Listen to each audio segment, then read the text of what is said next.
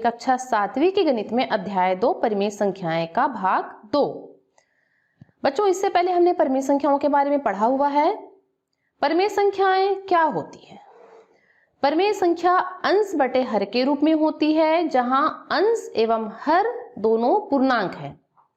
यदि हम अंश को p तथा हर को q माने तो p बटे q एक परिमेय संख्या होगी, जहां p तथा q दोनों पूर्णांक हैं तथा q not is equal to 0, अर्थात जो हर का मान है कभी भी शून्य नहीं होगा। यदि हम मान लीजिए q का मान शून्य है, हर का मान शून्य है, तो p बटे शून्य जो अपरिभाषित है। उदाहरण देखिए, 3/4, ऋण 1/2, 2/8, 1/2 तथा 15/7 परिमेय संख्याओं के उदाहरण हैं। एक परिमेय संख्या में रेखा के नीचे का संख्यांक अर्थात हर ये दर्शाता है कि प्रथम इकाई को कितने भागों में बांटा गया है। रेखा के ऊपर का संख्यांक अर्थात अंश यह दर्शाता है कि इन समान भागों में से कितने भागों को शामिल किया गया है। बच्चों, अब हम बात करते हैं परिमेय संख्याओं का संख्या रेखा पर निरूपण किस तरह किया जाता है। बच्चों, अब हम बात करते हैं परिमेय संख्याओं का संख्या रेखा पर निरूपण। बच्चों, हमने प्राकृत संख्याओं तथा पूर्णांक संख्याओं को संख्या रेखा पर दर्शाना सीखा हुआ है। हमें मालूम है कि हम संख्या रेखा पर शून्य के दाईं ओर धनात्मक परिमेय संख्याओं को तथा शून्य के बाईं ओर ऋणात्मक परिमेय संख्याओं को दर्शाते हैं। बिल्कुल उसी तरह संख्या रेखा पर शून्य के दाईं ओर धनात्मक पूर्णांक तथा शून्य के बाईं ओर ऋणात्मक पूर्णांक होता है। अतः ऋणात्मक परिमेय संख्या को संख्या रेखा पर बाईं ओर और तथा धनात्मक परिमेय संख्या को संख्या रेखा पर दाईं ओर निरूपित किया जाता है। बिल्कुल उसी तरह हम परिमेय संख्याओं को भी संख्या रेखा के धनात्मक परिमेय संख्याओं को संख्या रेखा के दाईं ओर तथा ऋणात्मक परिमेय संख्याओं को संख्या रेखा के बाईं ओर दर्शाते हैं। यहाँ पर देखिए, मैंने एक उदाहरण लिया है, ऋण 5/6 जो कि एक ऋणात्मक परिमेय संख्या है। इसे हमें संख्या रेखा पर दर्शाना है, तो इसे हम शून्य के बाईं ओर संख्या रेखा पर दर्शाएंगे।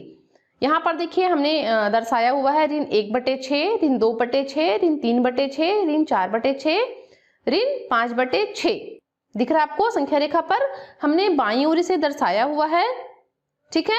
इसी तरह आप जितनी भी ऋणात्मक परिमेय संख्याएं होंगी उन्हें आप शून्य के बाईं ओर दर्शाएंगे। यहाँ पर देखिए, मैंने एक और उदाहरण लिया हुआ है, 7/8 को संख्या रेखा पर दर्शाइए। 7/8 आप देख रहे हैं एक धनात्मक परिमेय संख्या है जिसका अंश 7 है तथा हर 8 है, दोनों क्या है, धनात्मक है। इसे हम संख्या रेखा पर दर्शाते हैं शून्य के दाईं ओर। यहाँ पे देखिए, मैंने शून्य के दाईं ओर 7/8 को दर्शाया हुआ है।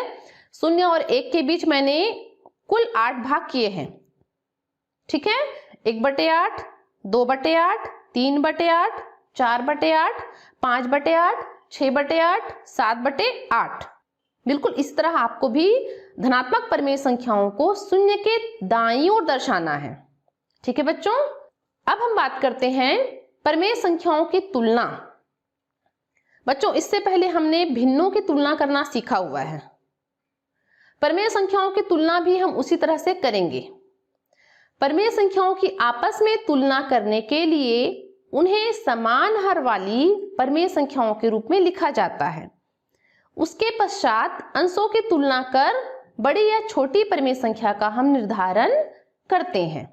परिमेय संख्याओं की तुलना जब दोनों परिमेय संख्याएं क्या हो, धनात्मक हो। यहाँ पर देखिए, मैंने दो परिमेय संख्या लिया हुआ है, 5/8 तथा 3/8 की हमें तुलना करनी है।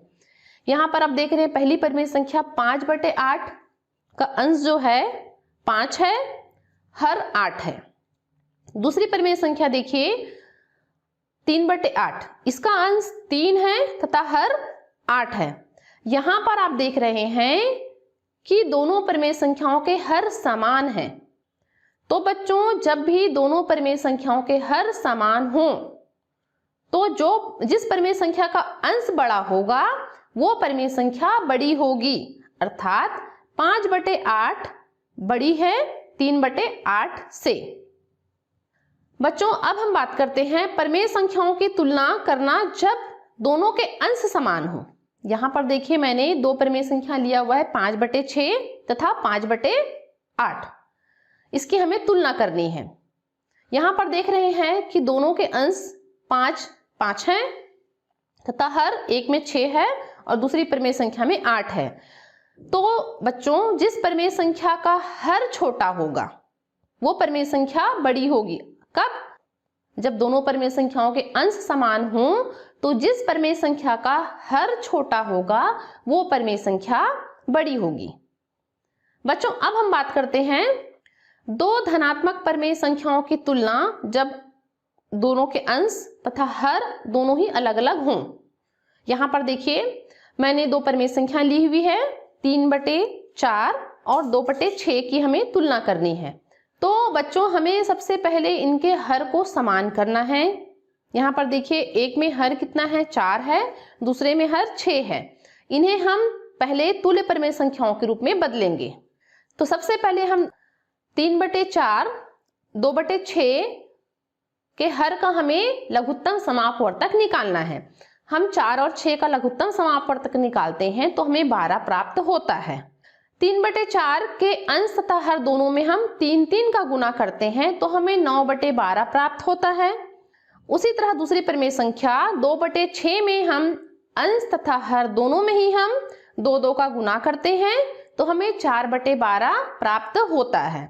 यहाँ पर आप देख रहे हैं 9/12 बड़ी है 4/12 से, अर्थात 3/4 बड़ी होगी 2/6 से।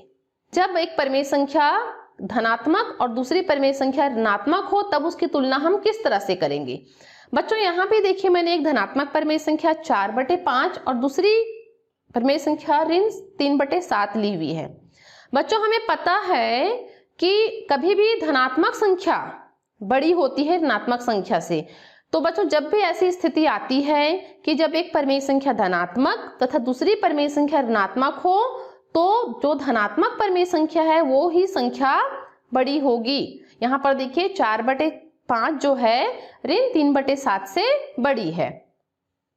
दो परिमेय संख्याओं की तुलना जब दोनों ही ऋणात्मक हों। यहाँ पे देखिए मैंने दो परिमेय संख्याएं ली हुई है ऋण 7/9 और ऋण 9/12 की हमें तुलना करनी है। बच्चों इसकी तुलना हम बिल्कुल धनात्मक परिमेय संख्याओं की तरह ही करेंगे। पहले इनके हर का हम लघुत्तम समापवर्तक निकालेंगे।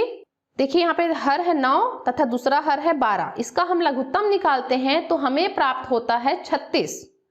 हम ऋण 7/9 के अंश तथा हर में 4 का गुना करेंगे तो हमें प्राप्त होता है ऋण 28/36।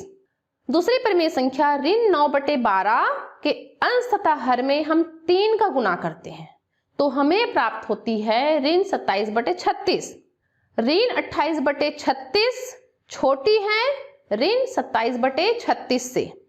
बच्चों हमें मालूम है कि ऋणात्मक संख्याओं में जो संख्या बड़ी होती है वो छोटी होती है, अर्थात चिन्ह का लगने के बाद संख्या रेखा पर दर्शाते हैं तो जो बड़ी संख्या है वो आगे बढ़ते जाती है और छोटी संख्या पहले रहती है।